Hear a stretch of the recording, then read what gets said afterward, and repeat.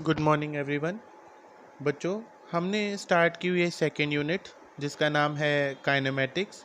और आज हम उसके अंदर न्यू टॉपिक पढ़ने जा रहे हैं जिसका हेडिंग है uniform circular motion.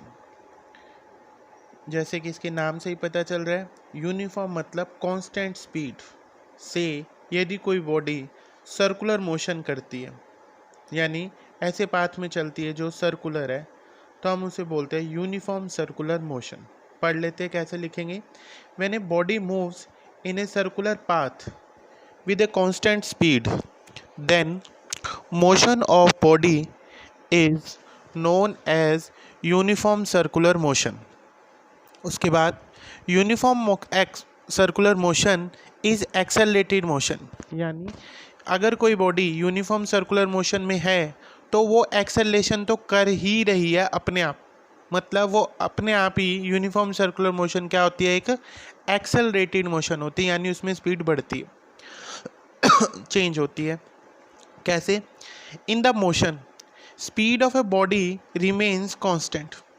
Uniform circular motion में हम ये कह रहे हैं, यूनिफॉर्म वर्ड की वजह से हम कह रहे हैं कि ये कांस्टेंट स्पीड से मानो चल भी रही है बॉडी, बट वो घूम तो सर्कल में रही है। सर्कल में जब हम घूमते तो हम क्या देखते हैं कि हर पॉइंट पर जैसे जैसे मुड़ते हैं डायरेक्शन लगातार चेंज होती है। तो thus we can say velocity of body changes continuously. तो हम ये कह सकते हैं कि बॉडी की जो वेलोसिटी है वो लगातार चेंज होती है, which will give rise to acceleration. और एक्सेलरेशन का फॉर्मूला क्या होता है? Change in velocity divide by time. तो अगर वेलोसिटी ही बदल रही है, वेलोसिटी किस लिए बदल रही है? स्पीड नहीं बदल रही, पर स्पीड प्लस डायरेक्शन मिलके क्या होती है? वेलोसिटी। एक भी चीज़ चेंज हुई, स्पीड कांस्टेंट है but direction changes continuously. Total मिला के हमने कह दिया कि वेलोसिटी चेंज हो रही है, और वेलोसिटी चेंज होने के साथ साथ टाइम तो बढ़ता ही जा रहा है, चलता ही रहता है टाइम। तो कुल मिला के हमने क्या किया कि चेंज इन एक्सेलरेशन हो रहा। So a body moving in circular path is accelerated motion, यानी कोई बॉडी अगर सर्कुलर पाथ में मूव करती है तो उसे हम एक्सेलरेटेड मोशन कहते हैं। This acceleration is called centripetal acceleration. इस एक्सेलरेशन को हम सेंट्रीपिटल एक्सेलरेशन भी कहते हैं। क्यों कहते हैं? क्योंकि ये इनवर्ड यानी अंदर की तरफ एक्सेलरेशन होती है, इसमें सेंटर की तरफ बॉडी जो है वो खींची चली जाती है। हुज मैग्नीट्यूड इज, और उसका फॉर्मूला जो रहेगा एक्सेलरेशन का कैलकुलेशन करने का, remains constant but direction continuously change होगी। ये कह रहा है कि सेंट्रीपिटल एक्सेलरेशन, वही बात दोबारा लिखिए, मैग्नीट्यूड होता है सिर्फ नंबर कि जैसे 10 है स्पीड, 20 है, 30 है, ये नंबरिंग उसकी चेंज हो रही है, बट उसकी डायरेक्शन जो है वो चेंज नहीं हो रही। मैग्नीट्यूड रिमेन्स कांस्टेंट, मैग्नीट्यूड जो नंबर है, स्पीड 10 है तो 10 ही रही, पर वो लगातार मुड़ता चला जा रहा है, यानी डायरेक्शन जो उसकी चेंज होती जा रही है। And always directed toward the centre, और ये हमेशा सेंटर की तरफ एक्सेलरेटेड होता है। इसका फॉर्मूला जो रहता है वो रहता है a is equal to a acceleration is equal to v square upon r, यानी a is equal to r square omega square upon में आर, क्योंकि लीनियर वेलोसिटी और एंगुलर वेलोसिटी में कल हमने रिलेशन पढ़ा था। वो क्या रिलेशन था? ये कि v इज इक्वल टू क्या होता है? R omega. तो अगर v आर ओमेगा के बराबर है तो यहाँ पर क्या चीज़ है? v का स्क्वायर, इसका v स्क्वायर करेंगे तो क्या हो जाएगा? R square omega square by R. एक आर से आर कट गया और क्या बच गया? R omega square. आर तो एज इट इज़, ओमेगा का फॉर्मूला 2 पाई न्यू। ओमेगा क्या चाहिए? Angular velocity. वेलोसिटी का फॉर्मूला क्या गया था? 2 पाई बाई टी। टी को हमने लिख लिया न्यू ऊपर ले जाके, तो ये क्या बन गया? 2 पाई न्यू का स्क्वायर। जब खोलेंगे इसे तो एक्सेलरेशन का फॉर्मूला क्या आ जाएगा? 4 pi square nu square R. इसके बाद हम पढ़ेंगे एंगुलर एक्सेलरेशन। इसे हम अल्फा से दिखाते हैं। It is defined as the rate of change of angular velocity of the particle, यानी जो पार्टिकल गोल गोल घूम रहा है, मान लो ए पॉइंट पे थोड़ी देर बाद बी पॉइंट पे आता है तो उसने 30 डिग्री एंगल बना लिया, गोल घूम रहा है ना, घूमता जा रहा है घूमता जा रहा है, तो कितना एंगल में चेंज आता है विद रिस्पेक्ट टू टाइम, यानी omega is equal to D theta by D T.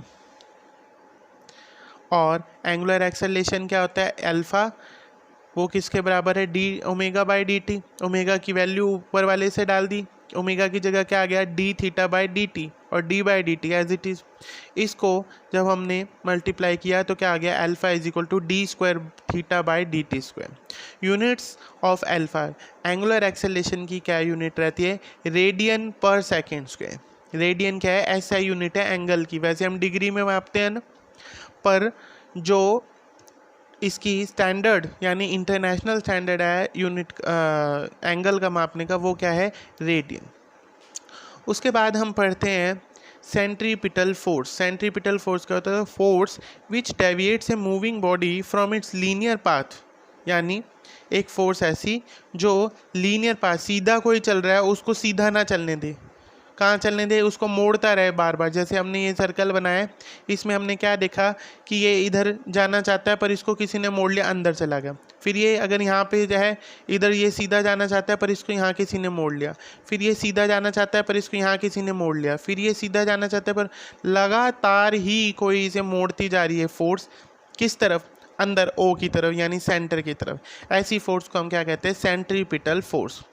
यानी the force which deviates a moving body from its linear path से, यानी सीधा ना चलने दे, जो उसे लगातार मोड़ता रहे, to move it along a circular path में वो चलती रहे, and is directed rapidly inward, radially inward, और वो रेडियल यानी रेडियस के हिसाब से अंदर की तरफ मूवमेंट होती रहे। इसको हम क्या कहते हैं, सेंट्रीपिटल फोर्स।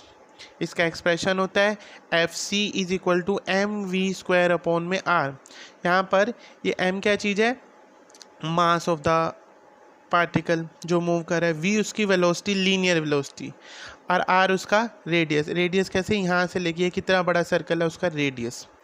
जैसे अब हम इसके पढ़ते हैं एग्जाम्पल्स, जैसे centripetal force needed to keep the earth to move around the sun is equal to gravitational force between earth and the सन।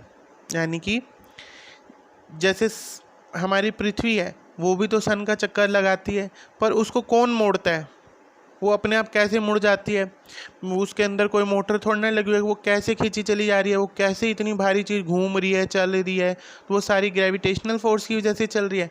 और जो अंदर की तरफ उसका रास्ता जो सीधे ना चल के वो गोल गोल घूमती है, सूर्य का चक्कर लगाती है, उसे हम क्या कहते हैं, सेंट्रीपिटल फोर्स। दूसरा इसका एग्जाम्पल है, centripetal force needed to keep an electron to move around a nucleus is equal to, किसके इक्वल होगा, जैसे वो ये कह रहा है कि सेंट्रीपिटल फोर्स जो एक इलेक्ट्रॉन को उसके चारों तरफ घुमाने के काम आती है, वो भी किसके बराबर होती है, इज इक्वल, इसके आगे आप लिख लेंगे is equal to centripetal force, वो भी किसके बराबर होती है, सेंट्रीपिटल फोर्स जो उसे अंदर की तरफ मोड़ती रहती है। इस तरीके से आज हमने एक टॉपिक कवर करे हैं, uniform circular motion. Uniform circular motion is accelerated, और एंगुलर एक्सेलेरेशन, सेंट्रीपिटल फोर्स, ये सभी को आप अच्छे से पढ़ लेंगे। और कोई डाउट होगा तो मुझे आप कॉल भी कर सकते हैं और मैसेज भी कर सकते हैं। Thank you.